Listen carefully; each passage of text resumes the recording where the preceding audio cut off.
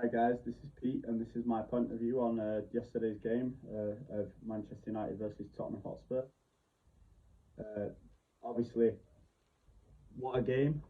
2-0 win, great performance from the lads. Today we're gonna do player ratings and just kind of analyse some of the key performances in the game. Just point out who played really well. Obviously, I don't think that there was any bad performances in the team. There were just a few, one or two players that was maybe slightly quieter than the others. So, right, we'll run through this now. So, we'll go straight into player ratings. And for, for me, David De Gea, I'm going to give him a 7. I actually really enjoyed his performance, even though he didn't have that many saves to make. The way he distributed the ball was superb last night. And the way he claimed the ball a couple of times off crosses, I really enjoyed it. I'm really enjoying seeing the improvement in performance that we're getting from De Gea. Under Ten Hag, it's just a breath of fresh air to see him play in a different way, and then actually take the criticism on board that he's had and improve. Right, then we'll move on to Delo. Delo for me was a 9. I thought Delo was absolutely superb. Really good going forward. Used the ball well. Obviously, had a couple of shots that weren't great, but his passing, his crossing was superb. And the thing that's impressed me the most yesterday was his defensive work. He kept Perisic down that side really quiet, and obviously that's no easy feat. And it was a massive improvement on his recent performances. His last 3-4 games haven't been great, but yesterday was superb. Then we go to Varane. Varane for me was steady Eddie. I'd say a 7.5. I'm enjoying his partnership with Martinez. He did all his defensive work really well, and there was a couple of passes where he broke the lines that were superb, and he just gets us on the front foot, and with him defending high up on the halfway line at times as well, he's really good. There's a few times in the game where he run the ball back in the opponent's half, like just on the edge of the centre circle, which is superb. And obviously that's the way that Ten Hag wants to play, because it pushes us much further up the pitch. So for me, 7.5 definitely. Then we go to Martinez. I really enjoyed Martinez's performance, and I'm starting to love the man.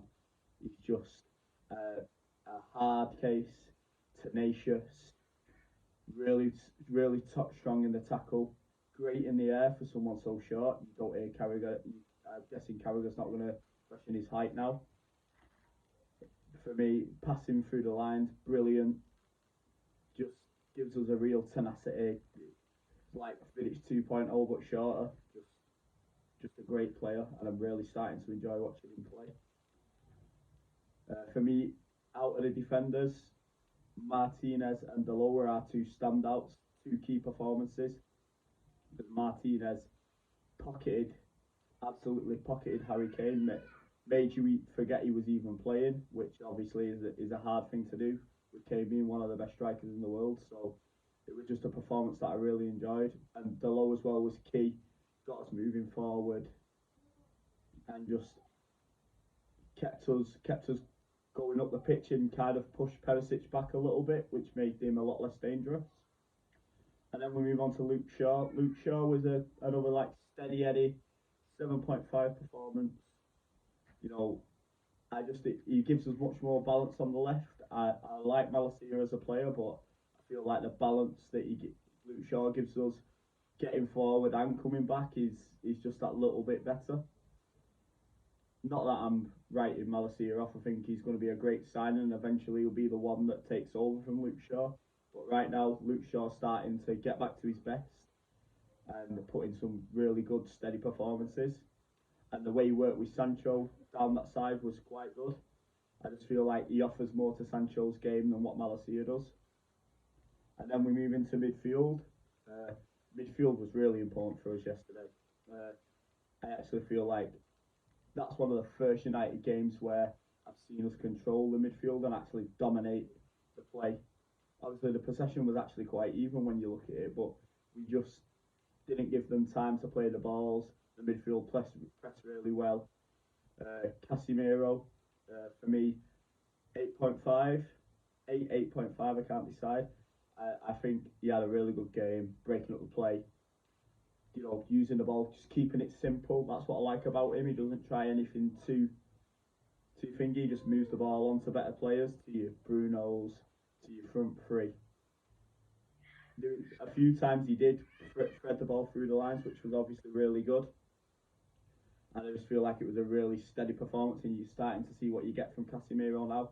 He's actually much better using the ball than I expected him to be from what I seen at his time at Real Madrid. But then obviously we're just getting the ball and popping it off to Casemiro and to Cruz, and they was doing all the magic.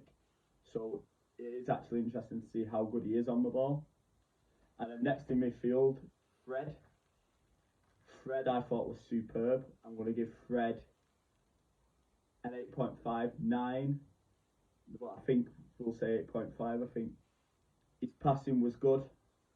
He actually used the ball really well. He was passing forward a lot more.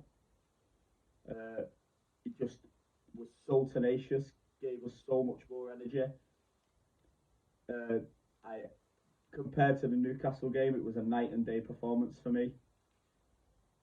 Obviously, his goal was a bit fortunate, and he did have involvement in the second goal as well. Obviously, his shot was blocked by Dyer, and then Bruno with a superb finish.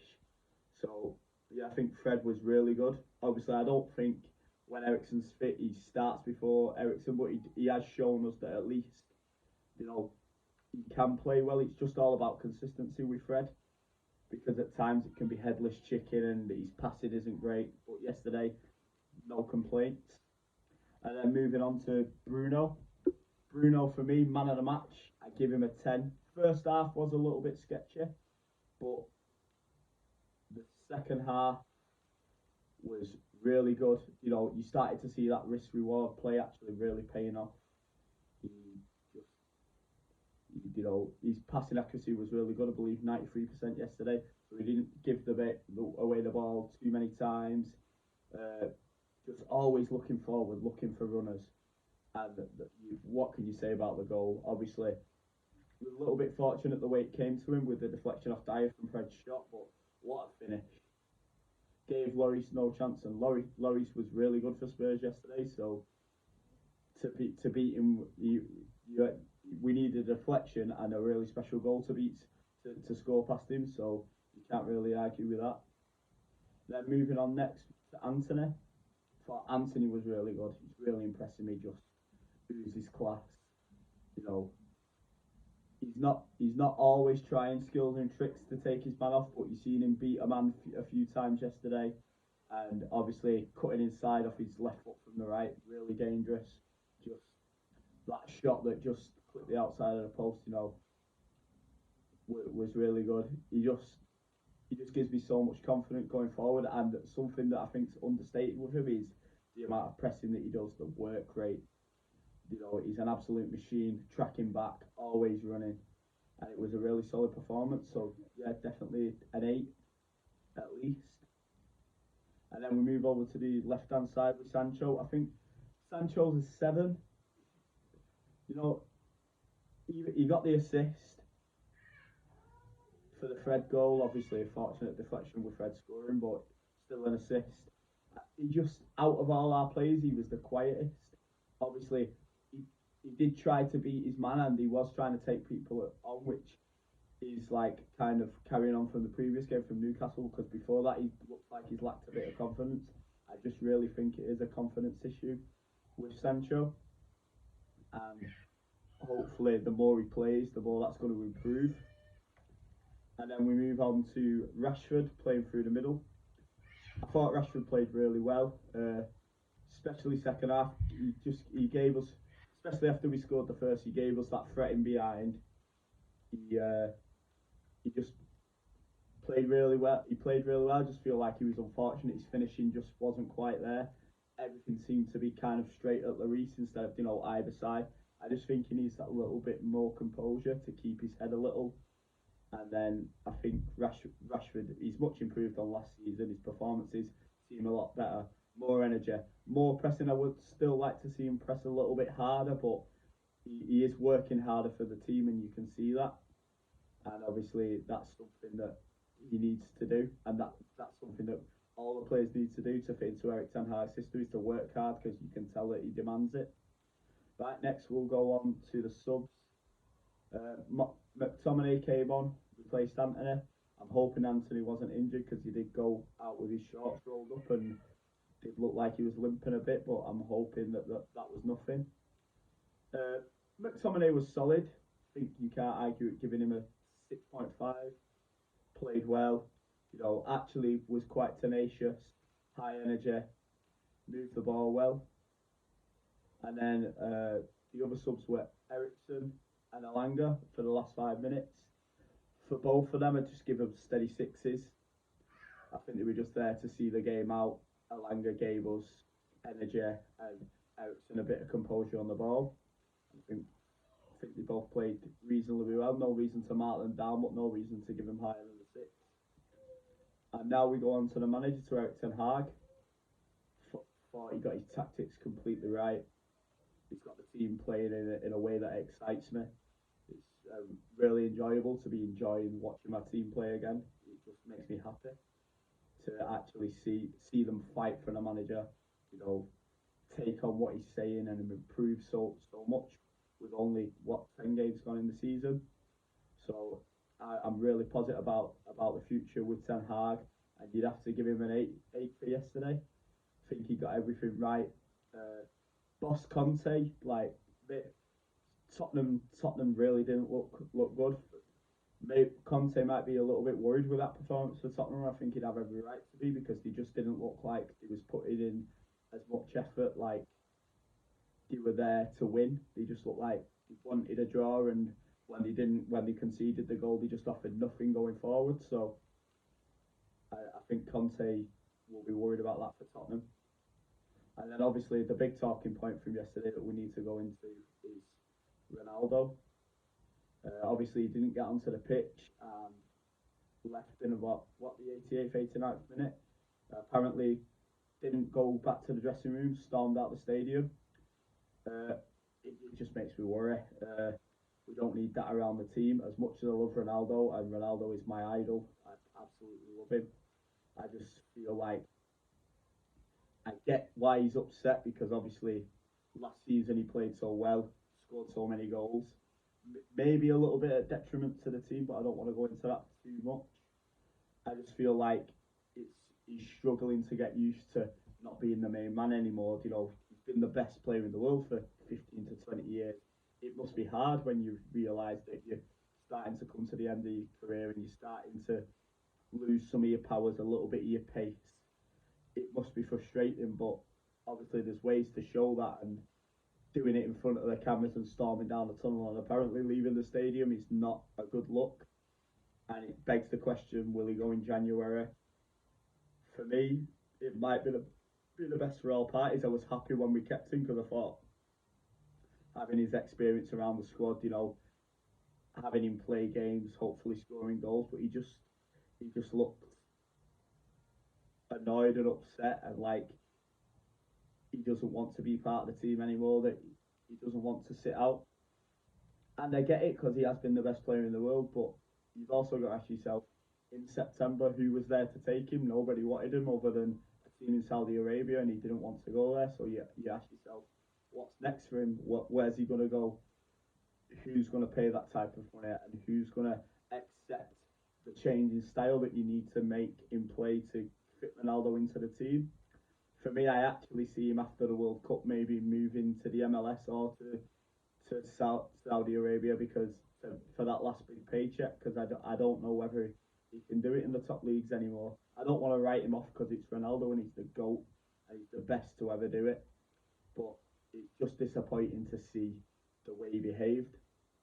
And hopefully Ten Hag is going to deal with that in a way that's ruthless, and he's going to either fine him or drop him.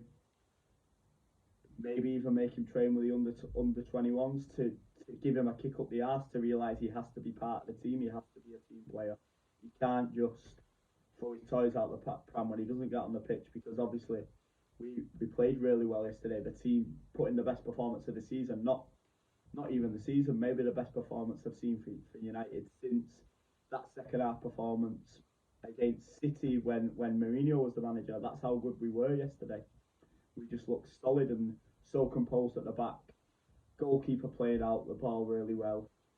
Fullbacks played really well. Centre midfield, we dominated. Casemiro just looked class. Fred was really good. Bruno, superb. And the attackers played really well. So I don't understand what he had to be upset about, obviously, other than not getting on the pitch. So hopefully it gets addressed and then we can move on and it's not going to dominate the headlines and not going to be all about Ronaldo, because we don't need that around the team. But obviously it's a little bit inevitable with Ronaldo being the player that he is. So we'll have to see how that goes. Thanks for watching, guys, and for tuning in. That's all from me. Hopefully you've enjoyed. You can give the video a like, maybe subscribe to the channel. Thanks very much.